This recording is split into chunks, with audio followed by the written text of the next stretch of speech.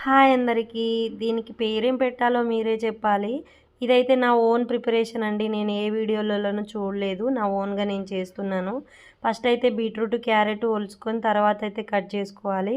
మనం దీన్నైతే బాయిల్ చేసుకోవాలి. బాయిల్ అంటే వాటర్ ఉంచకుండా మొత్తం లోపల ఇంకిపోయేదాకా బాయిల్ చేసుకోవాలి.